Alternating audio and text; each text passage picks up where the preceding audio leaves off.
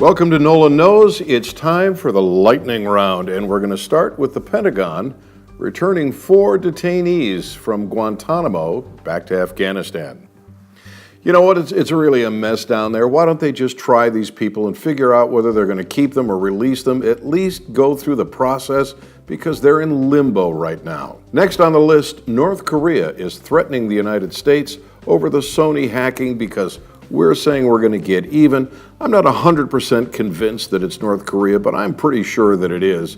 And you know, if they had dropped a bomb on Sony Studios, it'd be an act of war. I think this is an act of war. There ought to be a solid response. Next on the list, if you want to run for the White House, it'll cost about $1 billion. This is usually what they start talking about when they want to talk about campaign finance laws. Campaign finance laws are just incumbency protection laws. It's my money, I earned it, I should be able to give it to whomever I choose, and I shouldn't need the government's permission to do it. Next on the list, deportations. They're down. Illegal immigration, they say, is up. Democrats and Republicans will never resolve this. As long as there's a demand for labor created by the federal government with all of the programs that it has to pay people not to work, this problem isn't going away. Next in the lightning round, police are on alert because just this weekend, 2 police officers in New York were killed. All had to do with grand jury decisions in New York and in Ferguson, Missouri. Wow, if I were in law enforcement, I'd be wearing a bulletproof vest and I'd be situationally aware at all times. Take nothing for granted. Apparently the idiots are on the loose. Next on the list is Senator Rand Paul. He thinks the president may have something with his change in attitude toward Cuba, and I agree with both Senator Paul and, surprisingly, with the president. We've been doing this embargo thing with Cuba since 1961, and what have we accomplished? Absolutely nothing. But think what the Castro brothers have been telling their people. They've been living in abject poverty, and the Castro brothers have been saying it's because of the United States. It's because they've got this embargo. They're isolating us. That's why you're living in this abject poverty. Well, he can't hide behind that now. Also on the list, North Korea. They've decided they're not going to go to the United Nations Security Council meeting on human rights violations in North Korea. I haven't done a lot of homework on this, but I'm not surprised. These people don't care about lives. They don't care about liberty. They're certainly not going to pay any attention to anything the United Nations says to them. It's totally a waste of time. Story of the week this week on Nolan Knows is Sony.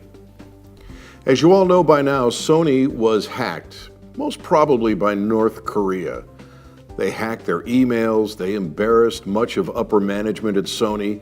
They've gotten all kinds of information about pay stubs, social security numbers, really making a mess out of Sony's privacy.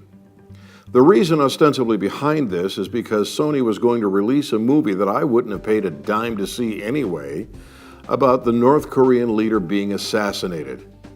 It's another stoner movie. It doesn't interest me in the slightest. But the result of all the pressure, including threats on the movie theaters, has caused Sony to pull the movie back. Well, I don't know that I would have done that, but I think I might pay to see the movie now just because of North Korea. One of the president's arguments is that he wouldn't have pulled the movie back either. But why then doesn't the president play the movie at the White House? Why doesn't he screen it there? The people in North Korea have no tolerance for freedom or liberty.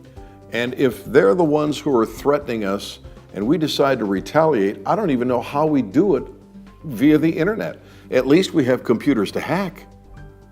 What are you going to hack in North Korea?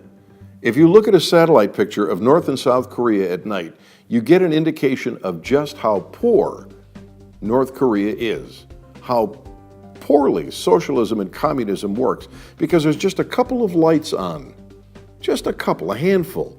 And you see South Korea is just blazing. They've got electricity and computers and all the modern stuff.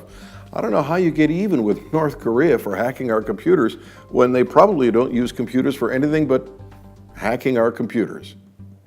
But I do think it was an act of war. And I do think Sony ought to release the movie. And that's my story of the week. This week's If They Were Here is Mayor de Blasio. The reason I'm wearing a black shirt today instead of my usual white shirt is I'm in mourning. 2 police officers died in New York City. They were assassinated simply for being police officers. And the reason I've chosen Mayor de Blasio for my If They Were Here is because of his statement after a grand jury refused to indict a police officer for doing his job. Instead of Mayor de Blasio getting out in front of the cameras, getting out in front of the city and saying, look, if you really want to protect yourself, when the police tell you you're under arrest, put your hands out and let them handcuff you. Let them take you away. Instead of saying, don't resist arrest because that leads to violence and you could get hurt, or police officers could get hurt, he's admonishing his son about the dangers of law enforcement. Well, Mayor de Blasio, if you were here, I would tell you how wrong you are. I would tell you that what you should have admonished your son to do is not resist arrest, not fight the police. If the police make a mistake and they arrest you and they don't have grounds or they do something wrong, take it up in court. Instead, de Blasio, what you did is you attacked law enforcement. The people you call on when somebody is raping or stabbing or shooting or robbing or burning, the people you count on to save your life, those are the people you insulted. And I frankly think that attitude, which by the way is shared by the Attorney General and the President and a bunch of other way far left wingers, is what's caused all of this violence and animosity against law enforcement. I know we can't hold you accountable criminally, but I think you ought to step up in front of the microphone, apologize to police, apologize to law enforcement, explain to your friends and your audience that the grand jury did what they had to do based on the evidence they had. That's what I would tell Mayor de Blasio if he were here.